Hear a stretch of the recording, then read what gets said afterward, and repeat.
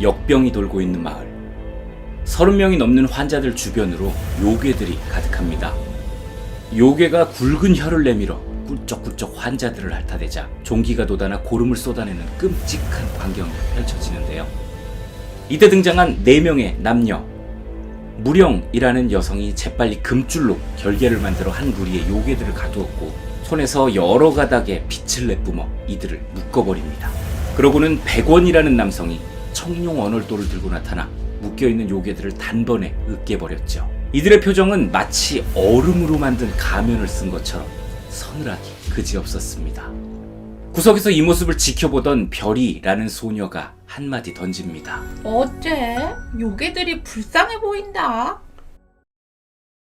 이야기는 조선 후기 제22대 왕 정조가 꾼 이상한 꿈에서 시작합니다. 맑았던 하늘이 갑자기 컴컴해지더니만 먹구름 한가운데가 갈라지면서 무시무시하게 생긴 산봉우리보다 큰 여인이 나타나 흙이 잔뜩 묻은 두 손을 정조에게 내밀어 보입니다.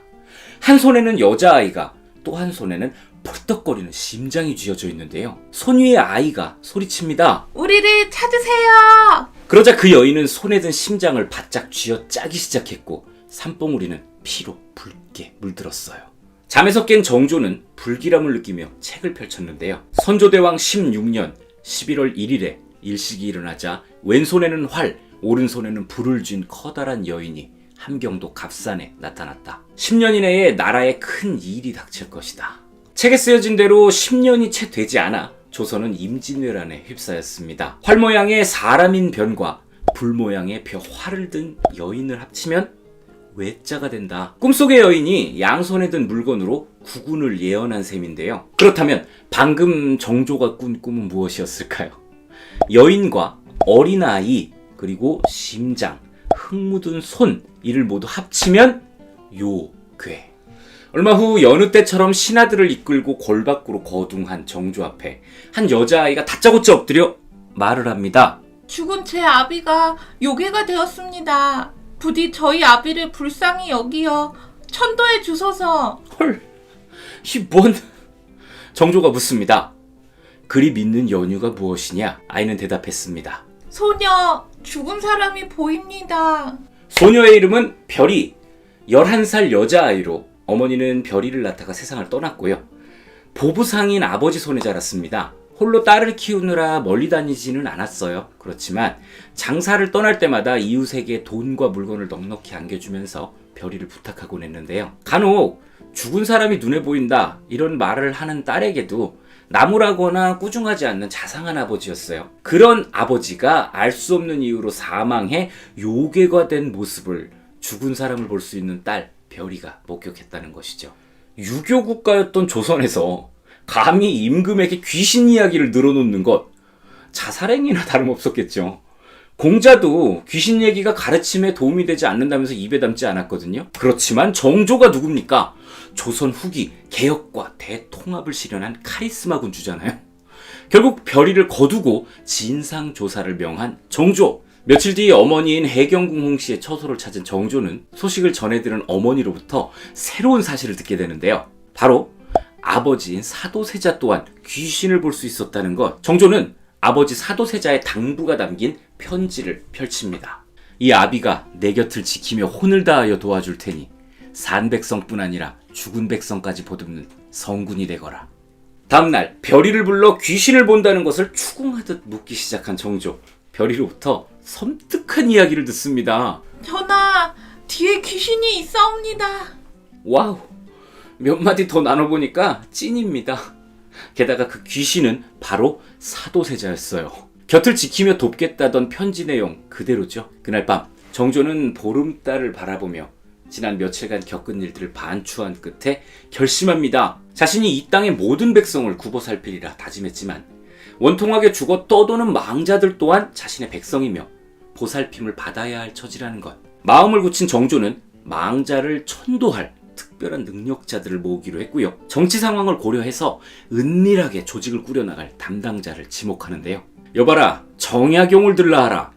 정약용을 중심으로 전국 8도에 흩어져 있던 능력자들이 모여 팀을 이루게 되었으니 이들이 바로 요괴 어사입니다. 타고난 현명함과 죽은 자를 보는 능력을 가진 리더 별이, 당대 최고의 무사인 백동수와의 대련에서 50합을 버틴 장사 백원, 말보다 더 빠른 속도로 이동하는 능력자 광탈, 금줄로 결계를 만들어 적을 결박하는 능력과 환상을 통해 미래를 보는 능력자 무령, 7년이라는 오랜 수련 기간을 보낸 요괴어사대의 첫 파견지는 역병이 퍼진 마을입니다. 이들은 수사를 통해서 마을에 역병을 퍼뜨리는 요괴가 있음을 확인했고요.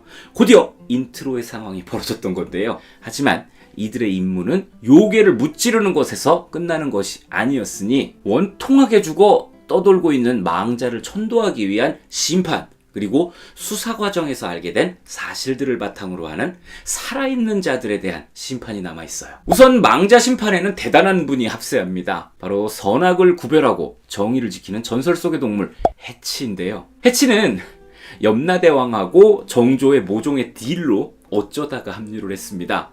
망자를 지옥으로 보낼 것인지 환생시킬 것인지, 그리고 살아있는 자의 심판은 이승의 왕인 정조의 몫입니다. 이렇게 첫 번째 임무를 무사히 마친 요괴어사대, 새로운 임무가 주어지는데요. 이제부터 펼쳐질 요괴어사대의 활약, 책을 통해서 확인해보세요. 이 작품은 설민석 작가의 첫 번째 장편 소설로 조선 후기 정조 시점을 배경으로 한 판타지 소설입니다. 작가께서는 지금껏 역사를 다루면서 역사의 엄중함으로 인해 표현하지 못했던 자신의 발칙한 상상을 이야기에 담았다고 하는데요. 판타지 소설이라는 허구를 베이스로 픽션과 논픽션을 자유롭게 조합해놓은 세계관을 만들어 놓고 여기에 웹소설 작가 원더스님이 공저자로 참여해서 역사 지식과 상상력이 합쳐진 요괴어사, 지옥에서 온 심판자를 출간하게 됐습니다. 2023년 출간되었고요. 출판사는 단꾸마이, 저자는 설민석, 원더스, 페이지 수는 424페이지입니다. 저는 재밌게 읽었습니다. 우리 역사를 배경으로 하기 때문에 한 번쯤은 들어봤을 정조, 정약용, 백동수와 같은 인물들은 물론이고 칠지도, 경국대전 등 사물까지 등장을 하는데요. 거기에 중간중간 등장인물의 입을 빌려서 전하는 역사 지식이 담겨 있어요. 이 작품을 비약적으로 좀 표현을 해보자면 어른들을 위한 조선판 신비아파트라고 할 수 있겠는데요. 혹시 신비아파트를 잘 모르실 수도 있으니까 세대를 조금 올려서 조선판 나라라 슈퍼보드 정도로 설명하면 좋을 것 같아요. 요괴어사대라는 고정된 구성을 딱 놓고 이들이 매번 다른 사건을 해결해 나가는 피카레스크식 구성을 가지고 있습니다. 이런 형태다 보니까 소재가 무궁무진합니다. 아니나 다를까 제가 지금 가지고 있는 책은 1권이에요. 또 있다는 거죠. 저는 2권도 기다려집니다.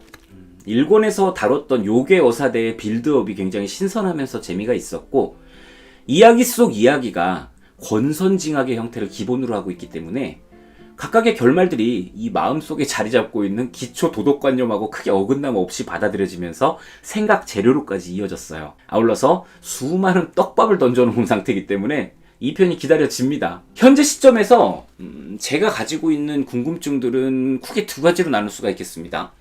귀신을 보는 아이 별이의 아버지 천도가 성공할 것인가? 최종 보스로 살짝 언급이 된 수라라는 것의 정체는 무엇일까? 요거는 아무래도 시리즈 끝까지 끌고 가겠죠. 아울러서 정조가 꾼 꿈, 사도세자의 비하인드 스토리, 정약용의 활약까지도 기대를 하고 있는데요. 요괴라는 어찌 보면 유치할 수 있을 주제가 유치하지 않도록 역사하고 접목시켜 충분한 무게감을 만들어 놓고 화려한 액션 묘사와 깨알 같은 위트들로 그 무게감을 덜어주고 있는 무거우면서 가벼운 작품이라고 평가하겠습니다. 네, 여기까지가 오늘의 작품 요괴어사 지옥에서 온 심판자 리뷰였습니다. 이 시리즈가 부디 마지막까지 탄탄한 구성으로 독자와 함께하길 기대하겠습니다. 저는 또 다른 작품으로 여러분 만나러 오겠습니다. 지금까지 책 좋아하는 아저씨 사월이 아빠였습니다. 감사합니다.